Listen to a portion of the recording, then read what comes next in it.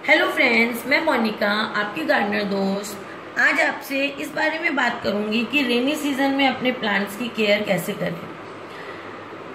Rainy season में रोज बारिश आती है, सूरज नहीं निकलता है, तो प्लांट्स की जो मिट्टी होती है वो बहुत ज्यादा गीली हो जाती है।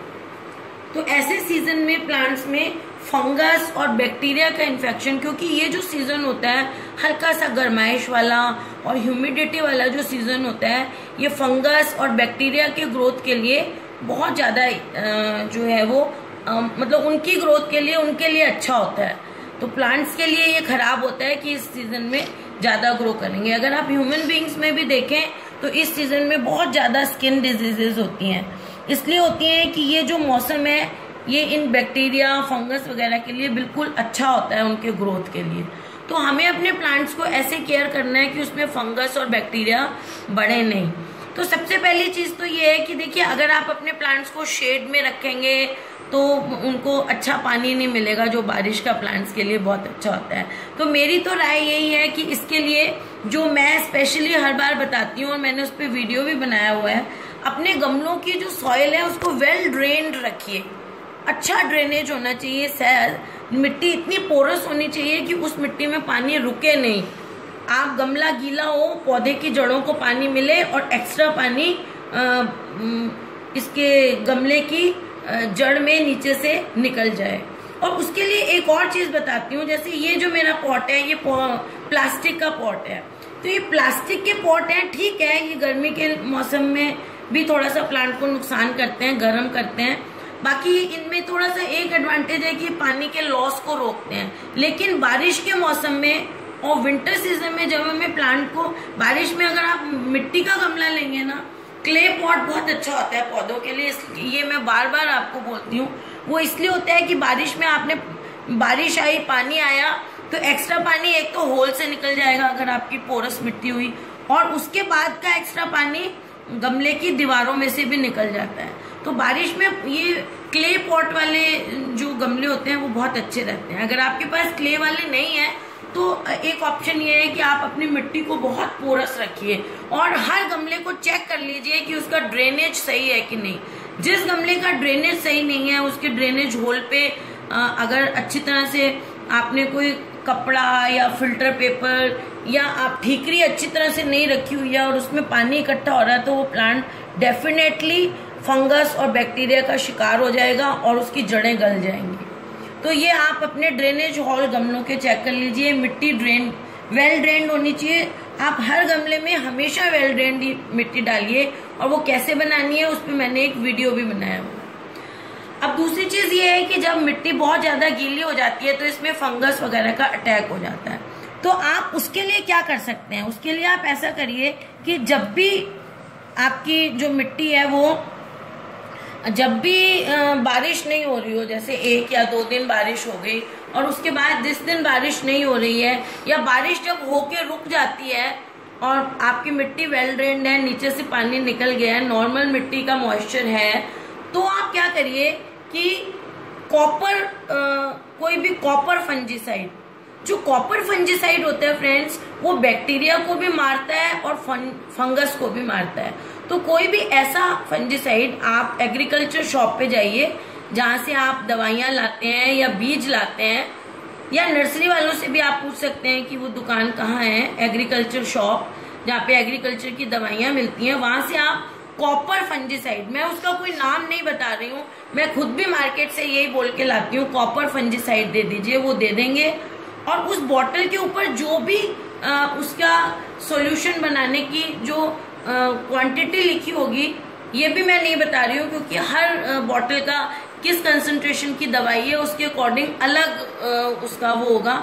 जनरली 1% सोल्यूशन बनाया जाता है, 1 या 2%। वो सोल्यूशन बना के और उसको आप पौधों में दे दीजिए। 1% सोल्यूशन का मतलब 1 लीटर में 1 ml दवाई डालना, और 2% का मतलब 1 ml में 1 लीटर में 2 ml दवाई डालना। जो भी बॉटल पे लिखा हुआ है वो डाल के आप उसको मिट्टी में देंगे। ये जो बीच का स्टेम है इसको वो दवाई नहीं देंगे, आप उसको साइडों में यूं देंगे, दूर थोड़ी सी, ताकि जो इसकी जड़ों में मोस्टली जो फंगस है वो जड़ों से शुरू होता है, फंगस और बैक्टीरिया। एक बार अटैक कर देना तो फंगस को क्योर करना बहुत मुश्किल होता है, बैक्टीरिया को भी। इसलिए आप क्या करें कि उसको इस सीजन में हर हफ्ते या 10 दिन में आप ऐसा ट्रीटमेंट दे दें ताकि आपके प्लांट्स की जड़ें खराब नहीं हो। जड़ें खराब हो जाती हैं तो प्लांट मर जाता है। ये बहुत जरूरी है आपको इस सीजन में करना।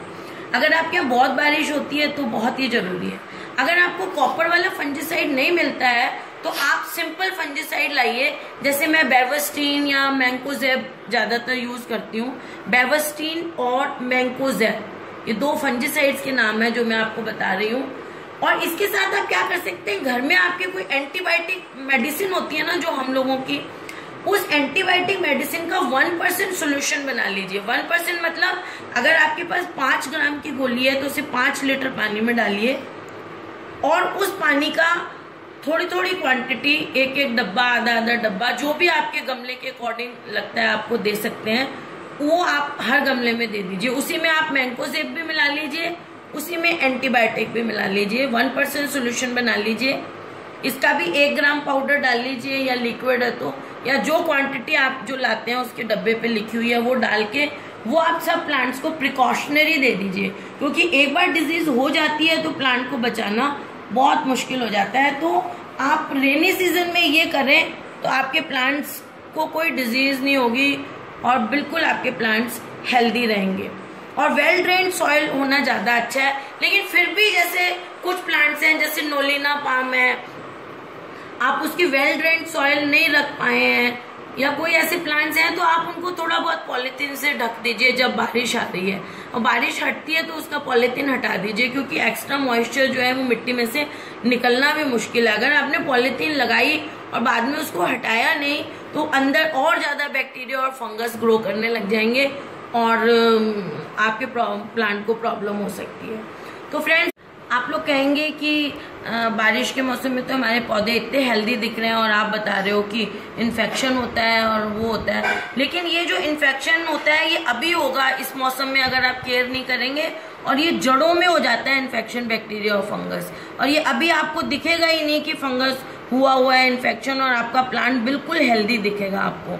लेकिन जैसे ही बारिश का मौसम जाएगा, सितंबर या अक्टूबर का महीना आएगा, वैसे ही ये फिर इन्फेक्शंस जो आपकी इसके जड़ों में शुरू हो गए हैं वो फिर सारे प्लांट को अफेक्ट करने लग जाते हैं और सारे प्लांट में इन्फेक्शन हो जाता है आपके, और फिर उसके बाद उसको कंट्रोल करना बहुत मुश्किल होता है। तो प्रिकॉशनरी आप इसी सीजन में, जैसा मैं बता रही हूँ, फंजीसाइड और बैक्टीरिया इन्फेक्शन के मेडिसिन को आप डालते रहेंगे, एंटीबायोटिक्स को, तो आपका ये इन्फेक्शन होगा ही नहीं जड़ों में, तो जड़ें हेल्दी रहेंगी, इन्फेक्शन नहीं होगा, तो सर्दियों में फिर सारे प्लांट में इन्फेक्शन नहीं आएगा। स्पेशली रोज में ये बहुत होता है कि सर्दी आते ही उसमें बहुत फंगस इन्फेक्शन एकदम से आ जाता है। तो आप ये केयर करिए तो आपके प्लांट सर्दियों में हेल्दी रहेंगे। ओके फ्रेंड्स, और ये देखिए, ये मैंने एक बरगद की डंडी लगाई थी और देखिए वो कितनी अच्छी ग्रो कर गई है। इसमें ये पत्तियां निकली हैं, ये 3 पत्तियां नहीं निकली हैं और एक ही आ रही है, तो मैंने कहा आपको ये भी दिखा दूं। तो ओके, ये फाइकस जो है, बरगद वगैरह बड़े इजी टू ग्रो प्लांट हैं, इनकी फटाफट जड़ें आ जाती हैं। ओके फ्रेंड्स, अगर आपको मेरा ये वीडियो अच्छा लगता है तो इसे लाइक करिएगा, शेयर करिएगा और मेरे चैनल को सब्सक्राइब करिएगा। Okay friends, bye.